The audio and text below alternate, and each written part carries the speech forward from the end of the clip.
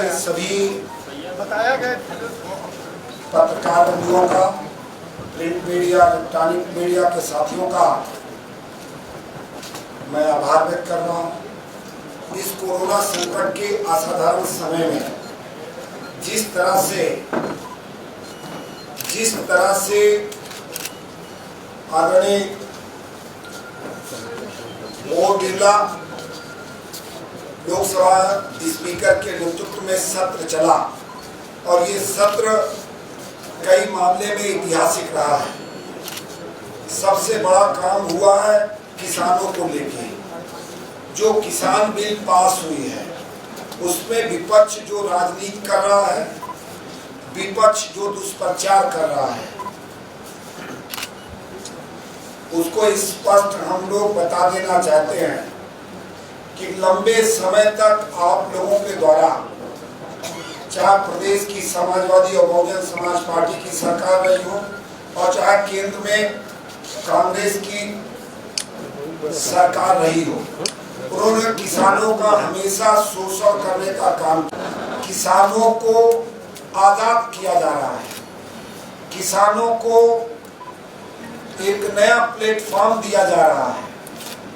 तब आप किसानों के बीच में जाके दुष्प्रचार कर रहे हैं कि एमएसपी समाप्त कर दी जाएगी। और माननीय प्रधानमंत्री जी ने कहा है कि एमएसपी जैसे पहले चलती रही है वैसे चलती रहेगी। कल भी लागू थी, आज भी लागू है और आगे भी एमएसपी लागू रहेगी। यह किसानों के लिए अपने उपज का बेचने का और एक प्लेटफॉर्म दिया गया है। जब किसी व्यापारी को, किसी उद्यमी को अपना माल अपने शर्त पे बेचने का अधिकार है, तो इस देश के किसानों को भी ये अधिकार मिलना चाहिए कि वो अपने उपज की कीमत अपने शर्तों पे तय करे, वो जिसको चाहे उसको बेचे। लेकिन दुर्भाग्यपूर्ण है कि जिन लोगों ने लंबे समय तक किसानों का शोषण किया और किसानों के उत्थान और विकास के लिए काम नहीं किया, वही लोग आज किसानों में भ्रम फैला रहे हैं। चाहे स्वामीनाथन की रिपोर्ट लागू करने की बात हो और चाहे किसानों के उपज का मूल्य दिलाने की बात हो, इन लोगों ने नहीं दिया। अगर स्वामीनाथन की पूरी रिपोर्ट इस देश में किसी ने लागू किया तो देश के यशस्वी प्रधानमंत्री आदरणीय नरेंद्र भाई मोदी के नेतृत्व में लागू हुआ।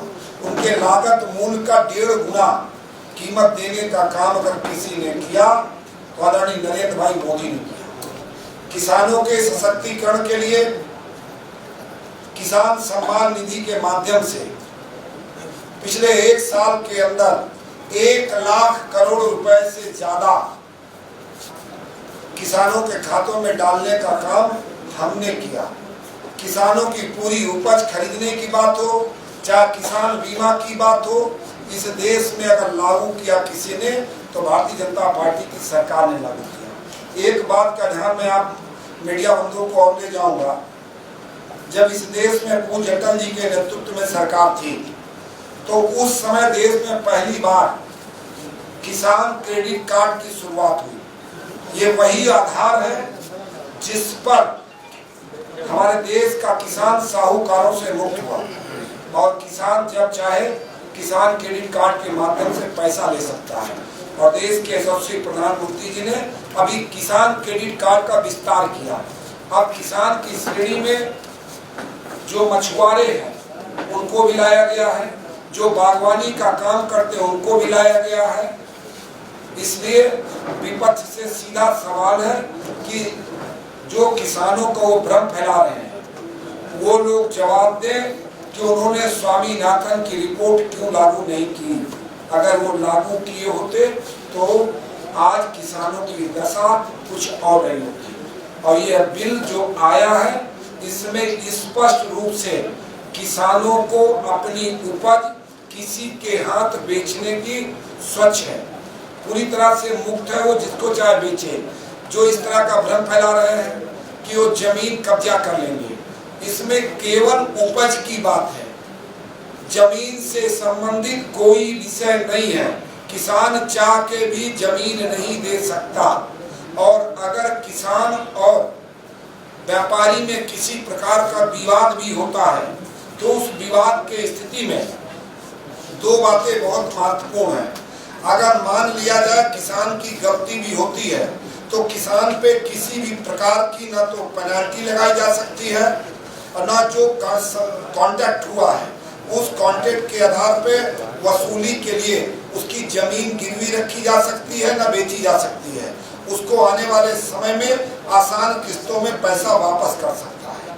और वहीं पर व्यापारियों के लिए इसमें स्पष्ट रूप से प्रावधान है कि अगर व्यापारी की तरफ से गलती होती है तो उस पर पेनल्टी भी लगेगी और उसको पूरा पैसा देना भी पड़ेगा। ये मेरा अपना विषय था जो किसान बिल के विषय में लोग दुष्प्रचार कर रहे हैं, और दुष्प्रचार के नाम पे बता रहे हैं कि पूरे देश के किसानों में किसी प्रकार का रोष नहीं है। ये केवल कांग्रेस शासित जो पंजाब है, जहां पर स्वयं बहुत ज्यादा 8.5% मंडी शुल्क है, उस मंडी आड़तियों के दबाव में वह सरकार इस बिल का विरोध कर रही है। मेरी इतनी बात थी। अगर किसी को कोई प्रश्न पूछो। बिल किसान हितैषी है, किसान को आज़ाद करने वाली है, किसान को और एक प्लेटफॉर्म अपने माल को अपने रेट पर बेच पाए,